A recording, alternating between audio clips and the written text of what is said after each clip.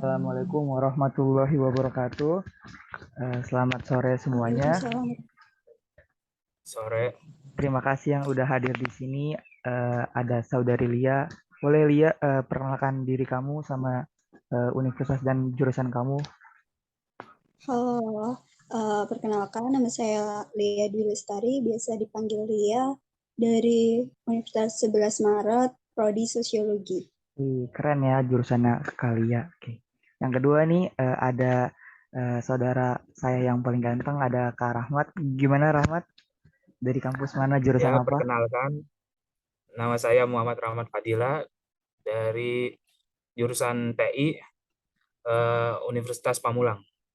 Keren, Universitas Pamulang gitu. Terus kegiatan kalian nih apa aja nih selama perkuliahan kali ini nih? Mungkin dari Kak Lia dulu bisa menjawab. Uh, Kegiatannya biasa sih, udah banyak tugas gitu ya. Terus kayak uh, ikut seleksi wawancara organisasi gitu.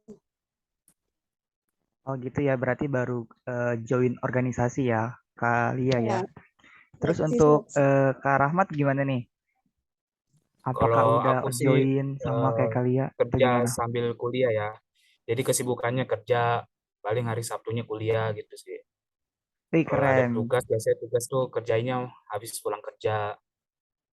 wih keren keren. Jadi untuk Kak Rahmat ini kuliah sambil kerja ya, berarti ya. Ih keren Ya, banget. Bisa memanajemen waktunya gitu. Keren keren keren. ya. Oke. Jadi gini, eh, kali ini kita akan coba diskusi ya tentang pemahaman Pancasila sebagai dasar negara.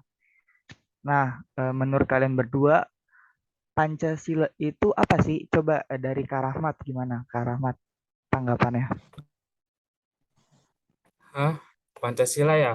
Iya, menurut pribadi aja Kak Rahmat gitu. Oke. Oh, iya. Pancasila itu dasar negara yang dimiliki oleh bangsa Indonesia yang harus ditaati atau ditaati oleh masyarakat. Karena di Oh, dalam Pancasila itu banyak mengandung inti-inti penting untuk membangun negara ini lebih bagus lagi atau lebih rapih lagi dalam menatanya. oh seperti itu. Jadi Ya, Pancasila sebagai dasar negara itu setiap kebijakannya itu harus sesuai dengan Pancasila ya, berarti ya, Kak ya. Rahmat ya. Oke. Untuk Hmm. Kalia gimana nih? Sebenarnya apa sih menurut Kalia itu Pancasila itu? Kalau menurut saya pribadi, Pancasila itu kan filsafat hidup bangsa Indonesia ya. Jadi itu tuh kan ada 5 sila. Nah, itu harapannya itu hidup kita itu sesuai dengan 5 sila itu. Kita ketika uh, mengamalkan sesuatu itu harus sama dengan sila tersebut gitu. Jadi tidak bertentangan gitu. Terus kan itu jadi acuan buat peraturan gitu ya, kebijakan gitu. Dan itu menjadi salah satu tonggak penting sih buat bangsa Indonesia. Oh iya, benar juga sih yang Kalia sampaikan ya. Jadi Pancasila itu memiliki peran yang sangat penting ya dalam setiap kebijakan yang akan dilakukan oleh pemerintah ke depan nanti ya. Sebisa mungkin kebijakannya itu harus sesuai dengan kelima sila ya berarti ya. Ya. Nah, terus eh, menurut kalian nih, eh, apakah kelima sila tersebut sekarang sudah apa ya, sudah dapat terimplementasikan dalam keseharian kalian gitu? Gimana coba menurut kalian? Kalau menurut aku Kalau sih, Ya, ya mungkin silahkan. dari Kak Rahmat dulu. kalau menurut aku sih belum ya, banyak banget belum. Contohnya itu kayak yang ke-1, sila ke-1 itu ketuhanan yang Maha Esa ya. Nah, harus saling toleransi antar agama kan. Jadi masih belum lah diimplementasikan di negara kita. Oh gitu ya. Berarti dari sila pertama aja ya, yang sila pembuka aja itu masih banyak ya gejolak-gejolak Iya, tentang perbedaan agama iya. di Indonesia ya, Kak Rahmat ya. Iya benar-benar. Coba untuk Kalia gimana tanggapan Kalia terkait Pancasila dalam implementasi kesehariannya? Kalau implementasinya sih kalau di Indonesia ini sebagian besar menurut saya sudah ya. Tapi kalau misal dari yang keadilan sosial gitu belum terlalu tergambarkan secara benar. Misalkan ini nih kayak upah gitu. Misalkan nih kalau di kalangan pendidikan kayak guru SD gitu sama misal dosen gitu, ya itu gajinya beda gitu loh. Padahal yang dasar itu guru SD-nya gitu loh. Mereka mengajarkan dari awal siswanya untuk bisa membaca, menulis gitu. Sedangkan kalau yang dosen itu kan dia udah kelanjutan dari jenjang-jenjang sebelumnya nih. Tapi itu ada kesenjangan antara gaji. Jadi yang gaji dosennya itu kan lebih besar dari yang guru SD gitu. Menurutku itu belum adil sih. Walaupun dalam kayak pengadilan gitu, dalam penerapannya ya ada yang adil, ada yang enggak. Tapi di beberapa sila itu masih ada penyimpangan gitu. Terus kayak pas yang Persatuan Indonesia gitu, sebenarnya kan ada konflik gitu ya. Tapi di Indonesia itu cenderung kayak mereka isu-isu SARA gitu masih banyak yang mempermasalahkan gitu. Jadi menurutku itu bisa benar-benar mecah belah Indonesia gitu. Oh, jadi menurut kalian dari kelima sila tersebut belum semuanya terimplementasikan ya? Iya. Kayak misalnya di poin kelima keadilan sosial gitu, masih tingginya gitu angka ketidakadilan di Indonesia, misalnya dari sistem gaji gitu kan. Tiap wilayah punya Betul, UMR masing-masing UMR. yang berbeda-beda ya gitu kan. Ya Kak Rahmat ya. Gitu. Jadi di dalam kebijakan pemerintah itu apa ya belum sepenuhnya ya memperlakukan yang namanya kelima sila tersebut ya dalam Pancasila. Nah, terus menurut pendapat kalian nih tentang yang baru-baru ini nih tentang kebijakan pemerintah yang terkait apa menarik bantuan subsidi dari BBM itu kan benar-benar berpengaruh banget ya buat semua elemen masyarakat ya, apalagi masyarakat kelas bawah nih. Coba Kak Rahmat, menurut Kak Rahmat, apakah dengan BBM ditarik subsidinya itu benar-benar apa ya, benar-benar bisa mengurangi APBN negara gitu? Apakah kebijakan tersebut itu cenderung efektif dan juga itu apakah sesuai dengan kelima sila? Coba mungkin Kak Rahmat bisa kasih tanggapan gitu, bisa cerita juga. Apalagi kan sekarang kan Kak Rahmat juga kan ini ya bekerja juga kan ya, gitu. Coba Ya, bisa kasih tanggapan mungkin. kalau menurut saya sih itu lebih merugikan ke masyarakat ya. Karena kan apalagi orang yang kerjanya jauh atau aktivitasnya butuh kendaraan ya, transportasi, itu pastinya membutuhkan BBM. Kalau sekarang kan BBM naik ya, apa dicabut subsidinya, eh, ya lebih rugi sih. Bukan untung ya untuk pemerintah. Kalau pemerintah sih harusnya lebih lebih tahu lah ke bawah itu, keadaan ke bawah, keadaan masyarakat itu seperti apa. Karena kan masih butuh lah BBM, apalagi kan aktivitasnya yang jauh-jauh tuh butuh BBM ya. Seperti itu sih. Oh iya, jadi menurut Kak Rahmat dengan adanya kebijakan BBM ini cenderung tidak itu ya apa tidak menguntungkan kalangan menengah ke bawah ya. Apalagi kan Ya, BBM kan sangat-sangat penting ya yang ya. sektoral gitu di berbagai bidang dalam kehidupan.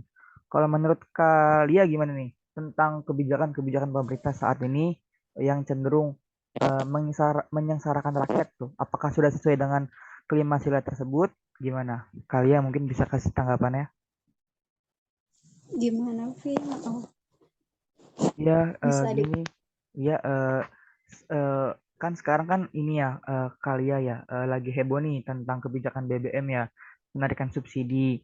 Menurut Kalia, kebijakan pemerintah saat ini apakah sudah apa ya sudah terimplementasi ke dalam lima sila tersebut dan juga eh, gimana nih tanggapan Kalia terkait kenaikan BBM?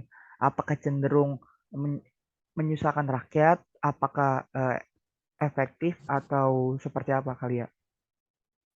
Oke, menurutku adanya BBM, kenaikan BBM ini sebenarnya uh, yang keadilan itu belum belum tercapai sih. Di sini kan BBM itu kan emang sekarang udah kok apa jadi hal wajib bagi banyak orang. Soalnya kan sekarang udah banyak yang mengendarai motor gitu.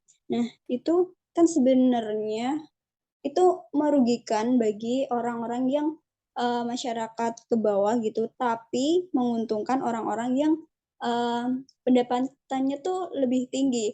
Artinya kalau pendapatannya mereka lebih tinggi, mereka dinaikkan BBM-nya ya itu it's okay buat dia. Tapi kalau untuk kalangan ke bawah, misal yang gajinya aja nggak menentu gitu, itu sangat buat mereka tuh uh, kayak rugi gitu loh, kesusahan gitu. Padahal pas kalau BBM masih rendah, dalam artian nggak naik, walaupun naiknya cuma berapa gitu, tapi itu sangat mempengaruhi nantinya keberlangsungan hidup mereka. Soalnya kalau masyarakat ke bawah itu kan, dalam artian mereka aja mau makan aja masih susah, masih bingung hari besok mau makan apa. Sedangkan kalau ada kenaikan BBM itu tambah memperparah pikiran mereka bagaimana tentang keberlangsungan hidup mereka.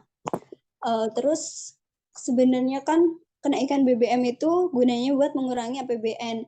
Ya, yang ekspor itu BBM itu kan emang di Indonesia itu cenderung masih lebih rendah daripada negara yang lebih maju. Ya sebenarnya dengan naiknya itu sebenarnya nggak berpengaruhnya, sebenarnya juga nggak apa-apa, tapi harusnya pemerintah itu tahulah gimana keadaan masyarakat yang di bawahnya. Tidak semuanya mampu untuk membeli BBM dengan kisaran harga yang telah ditetapkan sesuai kenaikan tersebut. Begitu, Vi.